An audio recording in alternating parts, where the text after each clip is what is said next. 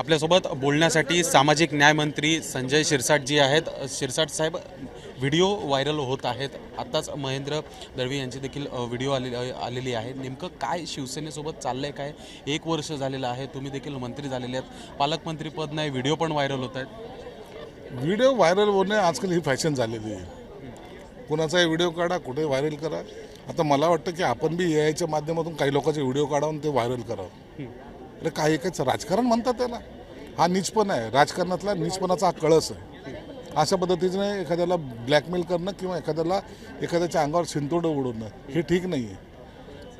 बाकीच्याने जर मग तुमच्यावर जर प्रश्न उपस्थित केले तर तुम्हाला अवघड होऊन जाईल, आणि म्हणून या पद्धतीचं राजकारण कोणीही कुणाबरोबर करू नये अशा मताचं मी आहे। मुख्य नेते आणि उपमुख्यमंत्री एकनाथ शिंदे यांच्यासमोर काय बोलणं झालं का? त्यांचं नेमकं या व्हिडिओबद्दल काय मत आहे किंवा या प्रकरणाबद्दल? नाही, त्यांनी त्यांच्या पद्धतीने चौकशी सुरू करतात। ते कोणती बातमी कॅज्युअली घेत नाहीत, त्यांना माहिती आहे का काय करायला पाहिजे, म्हणून आम्ही त्यांना काही सांगणं याच्या पहिले त्यांची ॲक्शन सुरू असते। सामाजिक न्याय विभागाचा निधी जो आहे तो लाडकी बहीण योजनेसाठी वळवण्यात येत आहे, कुठेतरी विकास कामांसाठी आपल्याला अडचणी येत आहेत का? नाही, सामाजिक न्याय विभागाचा दर महिन्याला मी देतो पैसे, दर महिन्याला मी निधी, माझं 410 कोटी रुपये दर महिन्याला माझी सह्या असते, आणि ही सामूहिक जबाबदारी आमची आहे। लाडकी बहीण योजना बंद पडू नये हे सरकारने जेव्हा ठरवलं आहे त्या टायमाला हे करणं आम्हाला गरजेचं आहे, आणि ते आम्ही करतो।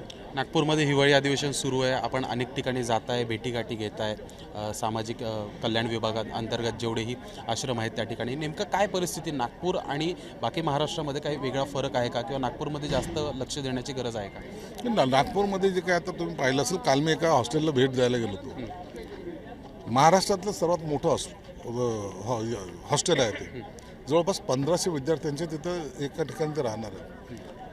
त्याला मी गेल्या 6 महिन्यापूर्वी 76 कोटी रुपये पुन्हा एक्स्ट्रा दिलेले आहेत, म्हणून एक अत्यंत सुंदर आणि देखणं हॉस्टेल महाराष्ट्रातलं सर्वात पहिलं ते बनेल, त्यासाठी मी त्यासाठी व्हिजिट दिलेली। मुलींच्या हॉस्टेलला व्हिजिट दिलेली, तिथं जेवणाची पद्धत काय, तिथं काय जेवण दिलं जातं, स्वच्छता कशी आहे, हे सर्व पाहिलं, त्यांची लायब्ररी पाहिली। आजही मी एका ठिकाणी भेट दिली, उद्यासुद्धा निवासी शाळेला मी भेट देणार आहे। हे आपण आपल्याकडे वेळ येतं तर आपल्या डिपार्टमेंटच्या लोकांच्या म्हणजे विद्यार्थ्यांची काय अवस्था आहे ती आपण पाहिली पाहिजे, म्हणून हा सगळा खटाटोप आहे। तर पाहायला गेलं तर अधिवेशन सुरू आहे, दुसरा दिवस आहे, काही अधिवेशनात दम वाटतोय का? कारण की विरोधी बाकांवरचे विरोधी आमदार जे आहेत त्यांची संख्या देखील कमी आहे, आणि ते उपस्थिती पण त्यांची कमी आहे। अशामध्ये विरोधी पक्षनेते पद पण नाही आहे कोणाकडे। विरोधी पक्षनेता किंवा विरोधी पक्ष हा आता अस्तित्वात राहिलेला नाही, त्यांना काय मांडावं काय बोलावं तेच काही सुचत नाही। सामाजिक प्रश्नावर एखादा तरी आमदार उठून जोरात बोलेल का? एवढा अतिवृष्टी झाली, त्याच्यानंतर शेतकरी जे हाल त्याचे झालेत, त्याला सरकारने भरपूर मदत केली, त्याच्यावरही बोलता येत नाही, त्यांना कोणत्याच प्रश्नावर बोलता येत नाही, मग बोलतील कशावर? मग यांनी असं केलं, तो एकनाथ शिंदे साहेबांना देवेंद्र फडणवीस असं झालं ते तसं झालं, अशा बाबतीवर यांचं राजकारण चाललेलं आहे। मला वाटतं यांच्यात आता दम राहिलेला नाही, यांनी अधिवेशनामध्ये किती काळ बसायचं हे ते ठरवत असतात, म्हणून विरोधी बाकावर जे पाहिजे उपस्थिती पाहिजे ती कधीच दिसत नाही। उद्या उद्धव ठाकरे येत आहेत असं समजतंय, स्वागत करा, बँड लावूया।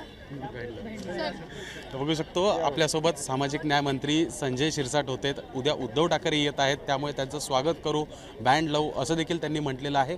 आणि अनेक गोष्टींवर लाडक्या बहिणी योजनेसाठी जो निधी देखील वळवण्यात येत आहे त्याच्यावर मी स्वतः सही करतोय, कारण की महायुती सरकारने ठरवलेलं आहे की लाडकी बहीण योजना ही सुरू राहिली पाहिजे, आणि त्यासाठीच कुठेतरी हा निधी 410 कोटी रुपयाचा दरमहा ते वळवताना जे आहेत दिसून येतात। व्हिडिओ जर्नलिस्ट मनोज सोलंकी सोबत मी शुभम उमाळे, जय महाराष्ट्र न्यूज, नागपूर।